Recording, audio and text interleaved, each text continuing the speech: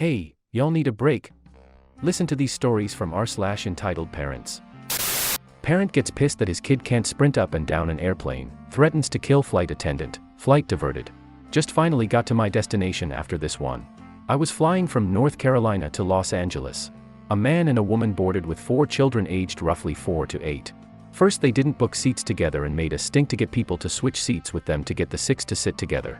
After an hour into the flight, 2 girls started skipping and running from the middle of the plane up to the cockpit and back repeatedly. They got bored of it and sat down eventually. Maybe 3 hours in, a boy starts sprinting from one end of the plane to the other incessantly. Many passengers complained. A flight attendant got him to stop. That lasted 15 minutes and off to the races he goes again. Somebody else complains and he stops. Briefly. Now, a male flight attendant had enough, escorts the boy back to his seat, and forcefully tells the parents to control the kids. This is where I took my headphones off due to the yelling. The father is livid at being told to control his kids. He's screaming about having 4 kids and only 2 adults. He's screaming about the flight attendant touching his kid. He threatened to sue multiple times. Finally the attendant yells, "Put your effing mask on and sit the F down." The dude loses his crap even more and yells back, "I have your information. I will find you and I will shoot you." That's the moment I knew my night was going to suck. It took a while, but eventually all of the attendants gathered and restrained the guy. Little while later, we were told by the pilot we had to turn to Albuquerque and land. We stayed on the plane and local police escorted the guy off. Edit for clarity, whole family was removed. As I was one of few that wasn't wearing headphones, they got my info, then sent the FBI on and interviewed me. After that, we were told there was no fuel truck available to top us off, so they had to send one in. Then the maintenance guy that needed to sign off on the plane was at home and had to be called in. We eventually got going and made it to Los Angeles airport about 2 hours late. Edit, this entire thing was well worth it I guess because it's created my most upvoted post. Also, please just stop with saying passengers should sue the guy. The logistics of that don't work out. First, it would cost me way too much time out of my life, which would end up meaning I'd spend more money on that than I lost in the first place, by an order of magnitude at very least. Second, this dude is going to be bankrupt by the FAA and the airline. Even if I won a suit, I would have a worthless judgment that would never be paid. It's a waste of time, and goddamn we are way too litigious in this country. Suck it up and move on, people. Entitled parent ignores her kid at a print shop. Kid loses finger. EP, entitled parent, CC, counter clerk, SM, staff member. I worked for a research facility which funds clinics handling patients for our area of expertise. To celebrate our first completely funded sites, we decided to create t-shirts to commemorate our success. I was tasked to design the tees and have them printed and produced for our next conference. I secured a local printer to produce the shirts, and when they were completed, I went to the printers to pick them up. When I got there and produced my invoice, they needed to prepare and wrap them, which would take a few minutes, and I can wait in the lobby. While waiting, a woman, EP, and her son, around 5, came in for her order for a family reunion. She barely paid attention to the staff, and when told to wait, she got on her phone, pretty much ignoring her son who was running all around the lobby, screaming to the top of his lungs. He then decided to run behind the counter towards the back, where the printing machines were. The counter clerk tried to get the woman's attention, but she just ignored the clerk and continued talking on her phone.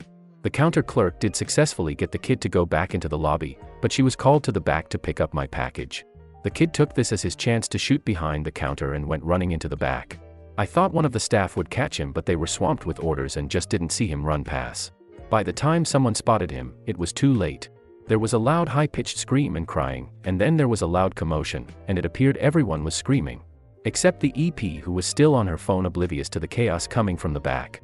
That's when another staff member came out carrying the crying kid and holding a bloody towel around his hand and screaming to the receptionist to call 911. Only then did the EP turn around to see her son and then screamed at the staff member, "What did you do to my son?" The staff member stated that somehow the kid got to the back, ran up to one of the working machines and stuck his hand in between the hot blades, and it sliced of one of his fingers. The EP started screaming at the staff member and counter clerk, berating them and threatening to sue them while still ignoring her son, still in the staff member's arms, who is trying to stop the bleeding. That's when I, a nurse, came up and assessed the situation, and got something to slow down the bleeding and try to save the mostly severed finger. As the ambulance pulled up, the EP was actually still on the phone, telling whomever she was talking to what had happened to her son, and she still hadn't checked or even touched her son. The staff member transferred the boy to the EMTs and they put him in the ambulance and took him to the hospital. The a-hole of an EP actually waited and demanded her package before she even attempted to follow the ambulance to the hospital. A month later, when I went back to the printers for another order of teas, I had to ask if they ever heard what happened to the little boy. He did lose his finger and the EM was charged with neglect due to testimony by the staff of the shop. Didn't find out much more than that, but I do hope that EP did not regain custody of that poor kid. Just wanted to thank everyone who gave me an award and for all the upgrades. I would like to add that this happened in the late 1980s. I told my daughter that I posted this, and she reminded me that she was with me at the printers when it happened. She was mortified at the EP's behavior. I am now 73 years old and it still is just so visual in my mind. As for why they didn't use my testimony was that they had video evidence that the staff was not even aware that there was a kid in the shop, let alone that he was running around. The counter clerk did not tell the back as he didn't think the EP would let her kid go past the counter from the lobby. It showed that she was not paying attention to her son and he got back there and it happened so fast that no one had time to react. Deadbeat brother crashed my Crown Victoria. Gets a night in jail he won't forget. I, 21 male, have an older brother Dave, fake name, that has always been a jerk to me. There's only a 1-year gap between us. But he liked to beat me up when we were kids, and he always acted like anything that was mine was also his. He was also somewhat the golden child, which made me miserable. So no surprise I moved out at 18. My uncle is a now retired police officer, and he took me in after I left home. He even hooked me up with a decommissioned Crown Vic. I absolutely love that car. I don't know why. But Dave hated the fact I had that car. He drove 3 beater cars into the ground while my Crown Vic kept chugging along. Well, after his 3rd beater finally died when he drove it into a pole, he asked to borrow my car. I had a bad feeling and said I wasn't gonna do that. He called me entitled and said he needed a car to get to work. I told him to take the bus because I know how he drives and my Crown Vic was off limits. My parents called me after that and told me to just lend him my car. I said I won't no matter what they say. I rely on the car and need it as well since it's my personal transportation. Dave wasn't the only one in the world with a job he needed to get to. My uncle congratulated me for standing up to them and gave me a high five. A few days later when I got off work the car wasn't where I parked it. I called my brother's cell, but he didn't pick up. Then I called my parents and asked them if he took my car. They denied it. So I said I was gonna call the cops, and then they admitted he'd borrowed it because he needed it. I told them he better bring it back right now or I'll have police looking for him. They called me a jerk and then phoned Dave to bring my car back. He showed back up in the parking lot in my car 20 minutes later. I demanded to know how he stole my car, and he held up a set of police Crown Vic keys he'd bought online. Some were made universal. I told him if he ever stole my car again, I'd have him arrested. Then he had the audacity to ask for a ride home. I told him he made me wait in the December cold after stealing my car, so he could walk. He called me a jackass before I drove away. After that, my uncle installed a tracking device in the car. When Christmas Day came I was celebrating with family like every year. The roads were cold and icy. So I had to be very careful while driving. By now you're probably clued in on the title. Yeah, Dave borrowed my car again during the Christmas party. Apparently he decided he was gonna go pick up a friend and figured I wouldn't notice. But I did when I looked out the front window and saw my car was missing. I pulled up the tracking app and saw he was a few miles away. Then called his cell to yell at him. Everyone in the party saw this and asked what was going on. I said Dave stole my car again. And my uncle confirmed it wasn't the first time. Dave told me over the phone to screw off and he'd be back soon. I said he better not have been drinking. But he just hung up on me. Well, while I was watching the tracker app, the dot stopped and didn't move for a while. Soon we got a panicked call from Dave asking for help. He'd crashed the car because he couldn't handle the icy roads and he wasn't used to a rear-wheel drive vehicle. So we piled in my parents' minivan and followed the tracker. We found Dave by the road and my Crown Vic nose deep in a snow-filled ditch. My uncle was furious as it was formerly a car of his department. And I was mad as hell at Dave for stealing my car again. My parents wanted me to let it go. But I said enough was enough and was gonna call police. Dave begged me not to because he really had been drinking before he set off and would get a DUI. I said he was gonna pay me back for my damned car then, or I'd sue him.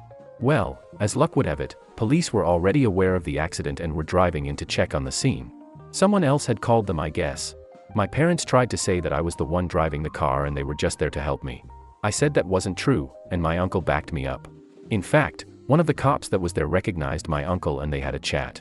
Then they went to Dave and asked to see his license, which I then found out was suspended after he'd crashed his previous car.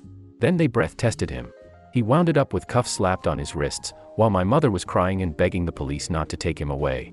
But the officer just said that she and my dad could get arrested too for lying to police. That shut my parents up. And we got back in the minivan. The Christmas party was ended early and my parents drove me and my uncle home since he rode with me. They didn't say much to either of us the whole drive, and just sped away as soon as we were out of their van. They nearly slipped off the road themselves doing that. My brother was let out of jail the next day, and he looked so scared that he was practically crying. The cops there had roughed him up a bit while talking about prison, and the crap they'd seen go on there. Dave had actually pissed himself during that and they let him take a shower. That's when my uncle started cracking up and revealed to us that his friends in the department never filed the DUI, and just the charge for the suspended license, which was about a $600 fine. My uncle said he just wanted to teach Dave a lesson, and this would be the one and only time he'd ever get his help. Dave then apologized to me and said he'd pay to have my Crown Vic fixed and would never touch it again. When it got pulled out of the ditch, the front end damage was actually minor. It needs a new front bumper, a headlight, and a grille. The damage was just superficial, thankfully. My parents have pretty much glossed over the whole incident and act like it didn't happen. Dave gave me the extra Crown Vic keys he'd bought online and said this has taught him a lesson he won't soon forget. Edit. Okay guys. I'm kinda tired of so many griping about how my uncle broke the law by keeping my brother's DUI from ever being filed. I did not consent to that. I did not want him to do it. But by the time I found out, it was already done. My uncle isn't a bad person. He was actually a great cop that believed in people getting second chances. And he was thanked for that many times. Last year I saw a random man recognize my uncle and thank him for putting him on the straight and narrow some years ago. My uncle also detests racism, as do I. I won't deny the cover-up of the DUI by the department was wrong. And I have no idea how they did it. But it's already done. I no longer care about that. My brother willingly paid in full for the repairs to my car. And he's keeping out of trouble. I know he could have hurt or killed someone. That much is obvious. But he didn't. My parents should have been arrested for lying to police too. But they weren't.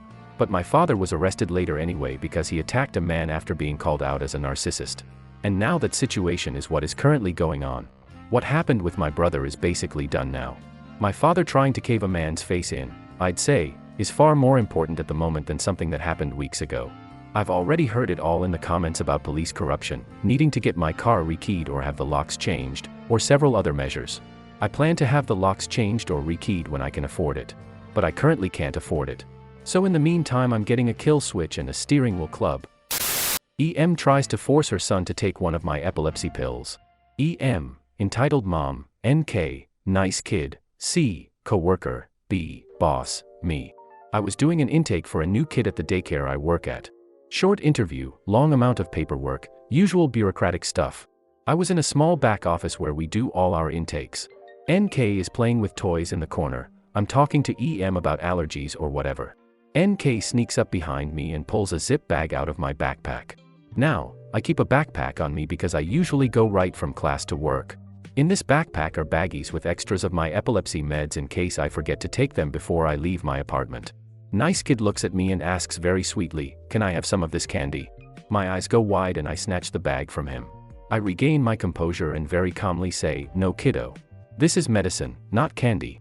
NK pretty immediately backs down. EM loses her ever-loving mind. EM, snippy, why can't he just have one? Me, what? EM, now getting pretty nasty in tone, just let him have one. Me, ma'am, this is medicine and I don't know what the side effects could be if he takes one, but doesn't have the condition it treats. EM, trying to talk under her breath, but not nearly being as quiet as she thinks she's being, greedy effer. Me, gets up from desk and calls my coworker into the room. Coworker, what's up? Me, can you finish off this intake for me? Coworker, confused, why? EM, butting in angrily, he won't let my son have any candy. Points to bag. Coworker and I have been friends for about 15 years, she knows that those are my meds. Coworker, that's not candy, ma'am. It's medicine. EM, you are both being very rude. I am going to complain to your manager. Coworker and I exchange looks. Coworker, her office is 2 doors up on the right. Go ahead. EM storms off, dragging NK. NK is even complaining that EM is dragging him too fast and it hurts. EM barges into boss office. I don't catch the whole convo through the door, but I do catch this. Boss. Ever pull that crap with one of my employees again, CPS will hear about it. EM and NK leave about 10 minutes after. EM, bright red, and embarrassed looking. What gets me is that her kid backed down almost immediately. That's the funniest part of this to me. Edit. I am now aware that my setup of keeping my pills in a zip bag is dumb and also likely illegal. I am changing my setup accordingly. Thanks for watching. Like, subscribe and share your thoughts in the comments.